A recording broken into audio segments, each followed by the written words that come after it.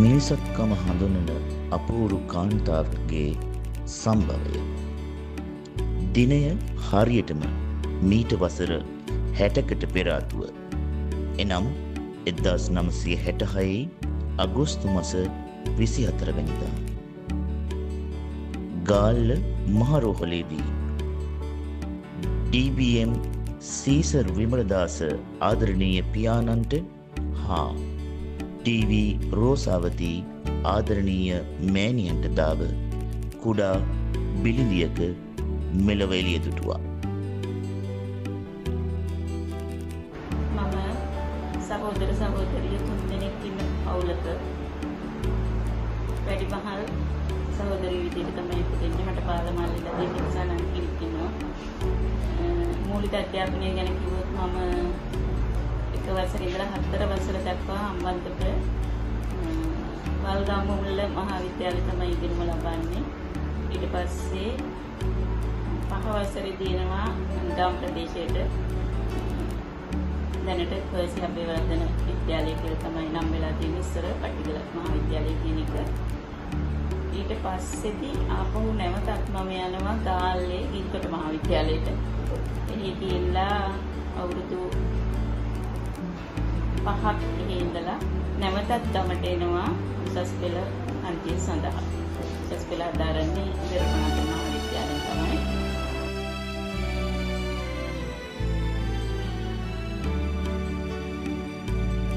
මම 1995 වර්ෂයේදී පේරාදෙණිය විශ්වවිද්‍යාලයේ බාහිර උපාධිය සමත් වෙනවා. ඊට පස්සේ 97 වසරේදී පුහුණු ගුරු සාතිකය ලබා ගන්නවා ජාතික අධ්‍යාපන ආයතනයේ. ඊට පස්සුව කළමනාකරණ ඩිප්ලෝමාව PGDE පශ්චාත් උපාධි අධ්‍යාපන ඩිප්ලෝමා පාඨමාලාව හදාරනවා 2000 වර්ෂයේදී. ඉන් පස්සේ තමයි අධ්‍යාපනපති උපාධිය සමත් වෙන්නේ. ආදරණීය සැමියුක්ගේ දයාබර බිරිඳ ලෙස සිය විවාහ ජීවිතය තුළ දයාබර දියණියකට සහ දයාබර පුතුණියකට ආදරණීය මවක් වන්නට ඇයට වාසනාව ලැබුණා. මගේ මහත්තයා ජී.කේ සිරිපාල මහත්මයා විදුහල්පතිවරයෙක් හිටපු දැනට විශ්‍රාම ලැබලා ඉන්නේ. මට දරුවෝ දෙන්නෙක් ඉන්නවා, දුවක් සහ පුතා හිටේ.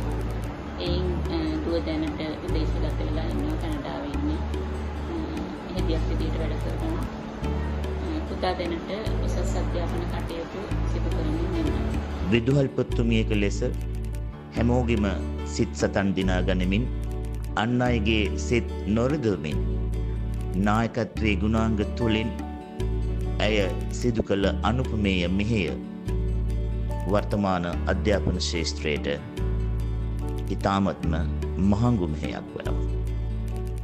සුවාසක් සිසුන්ගේ සිත් සතන් ආකර්ෂණය කරගත් ගුරුවරියක ලෙසත් විදුහල්පතිනියක ලෙසත් විටක සහෝදරියක මවක සහ ආදරණීය යෙහෙලියක් ලෙසත් විවිධ භූමිකා තුළ ඇය හැමෝගෙම සිත් සතන් දිනා ගැනීමට සමත්කම් ලැබූ කාන්තාවක්. ඒ විදිහට මුලින්ම පත්වීම් ගන්නේ දිනියයි කලාපේ කැටවල කනිෂ්ඨ විද්‍යාලයේ අවුරුදු 10ක කාලයක් ඒ ඉස්කෝලේ වැඩ කළා. ඊට පස්සේ ගින්නලිය මහාවිද්‍යාලයට එනවා.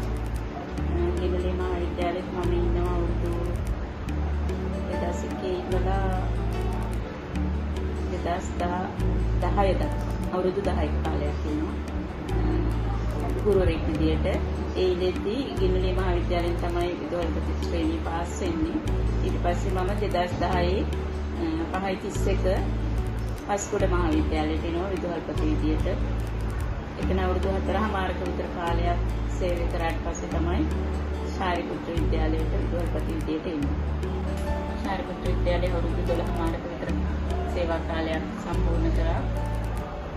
ඉතින් ඒ කාලය තුලදී ආසල වෙනුවෙන් කරන්න පුළුවන් උපරිම සේවයක් කරා කියලා මම හිතනවා. මොකද භෞතික සම්පත් පැත්ත ඒ වගේම විශේෂයෙන්ම ප්‍රතිඵල පැත්ත සංවර්ධනය කරන්න මට බොහෝ දුරට පුළුවන් වුණා කියලා හිතනවා.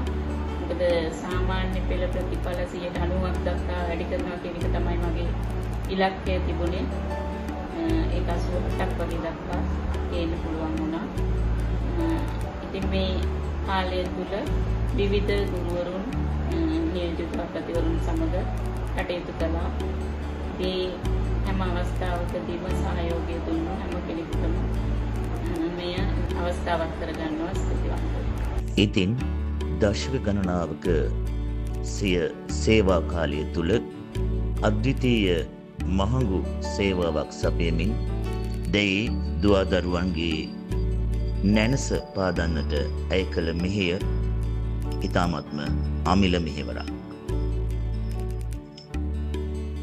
හෙට දිනේ ඉසුඹු දිවියට පාදබන දයාබර විදුහල්පතිතුමියනි, DBM වසන්තා මැතිණියනි, ඔබට නිදුක් නිරෝගී සුව චිරන් ජයතු ආවඩා ආයිබෝ වේවා.